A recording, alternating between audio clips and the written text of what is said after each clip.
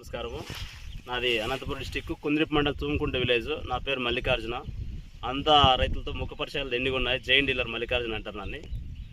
నాది కర్బూజా తోట. ఇది వచ్చి ఇప్పుడు కటింగ్ అయిపోయింది ఆవిడే.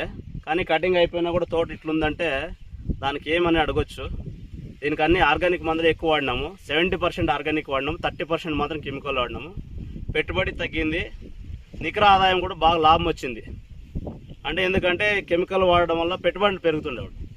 కానీ ఇప్పుడు ఆర్గానిక్ వేలో పోయేదానికి వాడిన దానికి డిఫరెంట్ రిజల్ట్ ఉంది. మనకి వానపాములు కూడా బాగా ఉత్పత్తి అయినాయి మా తోటలో, చూడొచ్చు కావాలంటే. కానీ అందుకే పెద్దలు చెప్తుంటారు, అప్పుడు పసలేరు వేసేసరికి బాగా దిగుబడులు వస్తుండే, పెట్టుబడులు తగ్గుతుండే, లాభాలు వస్తుండే.